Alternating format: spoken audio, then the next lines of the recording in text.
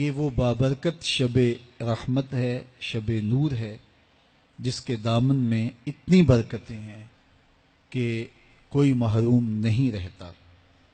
صرف وہ بد نصیب لوگ جو شرک میں مبتلا ہیں، جو سخت کینہ پرور ہیں، جو قطع رحمی کرتے ہیں، قاتل ہیں، عادی شرابی یا بدکار ہیں، انہیں اس مبارک رات میں محروم رکھا جاتا ہے، ورنہ اللہ کی رحمتوں کا عموم اس بابرکت راتوں میں اس قدر ہوتا ہے کہ کوئی گناہ گار جو اس کے حضور ہاتھ دعا کے لیے اٹھاتا ہے اور اپنا دامن پھیلا کے اس کی رحمتیں مانگتا ہے، اسے محروم نہیں رکھا جاتا، بلکہ اللہ سب گناہ گاروں کو جہنم کی آگ سے آزاد کر دیتا ہے۔ قرآن مجید میں ایک مقام دیکھیے کتنا دل آویز ہے۔ فرمایا ما یفعل اللہ بعذابکم، اللہ تمہیں عذاب دے کے کیا کرے گا؟ اس کی یہ چاہت نہیں ہے کہ تمہیں عذاب میں مبتلا کرے، اس کی چاہت یہ ہے کہ تم اس کی چوکھٹ پہ آؤ، جھولی پھیلاؤ، اس سے خیرات اور رحمت مانگو، اور وہ تمہارے ماضی کے سارے گناہ معاف کر کے، ساری غلطیاں معاف کر کے تمہیں اپنی رحمتوں سے مالا مال فرما دے۔ تو وہ بندوں کو بخشنے پہ، بندوں کی مغفرت کرنے پہ آمادہ ہے، اور اس کی رحمتیں بہانے تلاش کرتی ہیں۔ انسان کی فطرت کے اندر گناہ رکھا گیا ہے۔ آگ، ہوا، مٹی، پانی، یہ ان چار چیزوں کا مرکب ہے۔ اس کے جو عناصر ہیں اس میں کبھی اعتدال قائم نہیں رہتا، اور اس سے گناہ سرزد ہو جاتے ہیں۔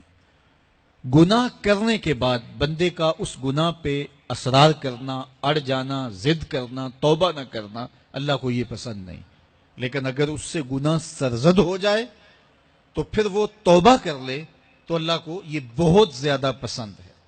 جو اس سے ہو سکے نیکی وہ اللہ کے حضور پیش کرے، لیکن اس کے اندر جو شر رکھی گئی ہے، اس کے اندر جو قوتیں گناہ کی رکھی گئی ہیں، اس سے اگر اس سے گناہ سرزد ہو جائے تو پھر وہ اللہ سے توبہ کرے، اللہ کی طرف رجوع کرے، تو اللہ اس کی توبہ کو نہ صرف قبول کرتا ہے بلکہ اس کے گناہوں کو معاف کرتا ہے اور گناہوں کو بدل کے نیکیوں میں تبدیل کر دیتا ہے۔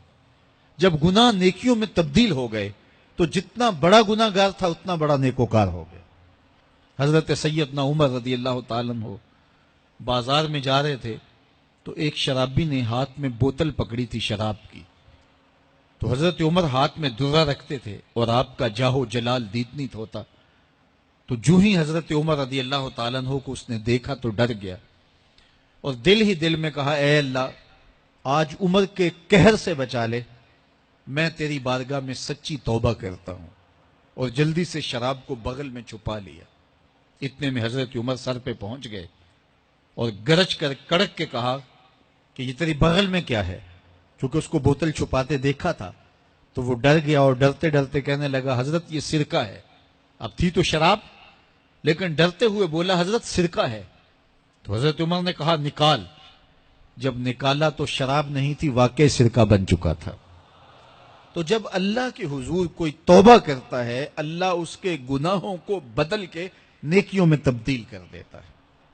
حدیث پاک میں آتا ہے کہ قیامت کے دن اللہ ایک شخص کو کہے گا کہ اپنا نامہ اعمال پڑھ، تو وہ نامہ اعمال پڑھنے لگ جائے گا، تو نامہ اعمال کے اندر چھوٹے گناہ بھی ہوں گے، بڑے گناہ بھی ہوں گے، تو اللہ سے حیا کرتے ہوئے، شرم کرتے ہوئے وہ بڑے بڑے گناہوں کو چھوڑتا جائے گا اور چھوٹے چھوٹے گناہوں کو پڑھتا رہے گا۔ جب وہ سارے گناہ پڑھ چکے گا اور کتاب ختم ہوگی تو اللہ تعالیٰ اسے فرمائے گا میرے بندے تو نے یہ جتنے گناہ پڑے ہیں میں نے سب کو بدل کے نیکیوں میں تبدیل کر دیا۔ تو بندہ کہے گا اللہ ابھی تو میرے بڑے بڑے گناہ رہتے ہیں جو میں نے پڑھے ہی نہیں۔ فَضَحِكَ النَّبِيُّ حَتَّى بَدَتْ أَنْيَابُهُ، حضور جب یہ بیان فرما رہے تھے تو حضور اتنا مسکرائے کہ صحابہ نے حضور کی داڑھیں دیکھ لی۔ تو پہلے وہ بڑے بڑے گناہ چھوڑے جا رہا تھا، لیکن جب اللہ فرمائے گا کہ میں تیرے گناہوں کو بدل کے نیکیوں میں تبدیل کر دیا وہ کہے گا ابھی تو بڑے بڑے گناہ رہتے جو میں نے ابھی پڑھے ہی نہیں.